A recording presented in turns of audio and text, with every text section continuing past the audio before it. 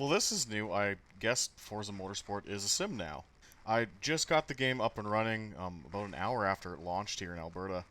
And obviously, I have my own way of shaking down these games. I really don't want to play in the curated way that Forza makes you play by doing all the Builders Cup, so I immediately just sold all the cars and backed out of the career mode and bought myself a Mazda 787B and began fucking with the setup. Obviously, I have played the game for an hour. Don't take anything I say in this video as fact. Try the game for yourself, especially because it's on Game Pass. I honestly don't even have the game running that well, so I gotta work on that, but I wanted to get this video out quickly to show you that there might actually be a sim hidden under this thing. I sat down and built a setup for the Mazda 787B, one of my favorite cars in Assetto Corsa. I ran a league in it back in 2021, and I was on pace with Team Redline. I didn't know that until tonight when I started looking through old YouTube videos. So, long story short, I fired the game up, sold all the cars, got out of career mode, bought a 787B, and went to town in the garage area to see what kind of performance I could extract out of it, and basically throw in more or less the setup I was running back when me and Tyler were no-lifing this car a couple of years ago. And what I found in this game is really not unlike any other racing simulator. The default setups are retarded. I don't particularly agree with that, but I understand it because I expect a lot of people on gamepads to be playing this, but sitting down in the garage menu and unfucking the car, you can probably go back and look at the values I used. This game doesn't drive too bad. If you have this game, if you picked it up at release night, obviously the setup I built for this car, you can go grab it from the sharing system and try it too. There is a half-decent sim under here. It's pretty cool. In previous years, when it came to Forza Motorsport, especially Forza 7, which I really did not like, I bought the premium edition and really only played it for like 2 weeks.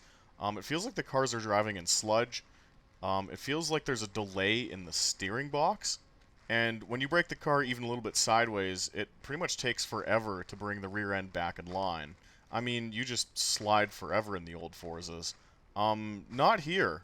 I'm not going to sit here and say this drives exactly like Assetto Corsa, but to me it feels like it drives like they're trying to mimic Assetto Corsa, but make it slightly easier on people. You can't really get in trouble with your throttle control. You can pretty much just mat it off the corner and do a slight counter steer and you're fine. You can't really get in trouble with understeer in this game. You can't have the back end come around if you enter too hard and the rear end steps out on you. But other than that, it feels like someone built me a really tight Assetto Corsa setup. That's all it is. I am pleasantly surprised by what I've driven so far. I don't know how well this game's going to age. I know it's a live service product. I know, again, right now, I still don't have it running okay on my PC. I'm dealing with FPS dips where it goes from like 50 to 60 and back again, so you can probably even tell in the capture software picking it up here, as well as the frame rate counter on the top of the screen. I'm actually having a bit of difficulty just getting this game to run well.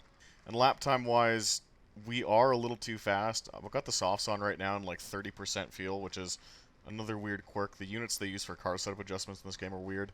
It's not what I'd use. But beside all that, this appears to be a Forza that PC sim racers can actually play and kind of have fun with. You know, at the end of the day, we have played the original Assetto Corsa for close to 10 years now. I don't particularly know about you guys, but I'd like to move on from it. You know, it is what it is. I want to play a game that has a bit of metagame mechanics to it to actually, you know, give you something to do, other than aimless hot laps and Nürburgring cruising servers. This might actually be it. I'm just going to be cautiously optimistic over the next week as I explore more of the game. The metagame is slightly lame for someone like me because you just get a perfect 10 on every sector, and you just slowly level up and unlock parts that you probably should have had by default, but it's something to do. It's something new to play.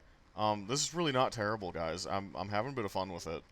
My line compared to what I'd run in Assetto Corsa, again, we are 4 to 5 seconds quicker, so oops on that front. It's really not terrible.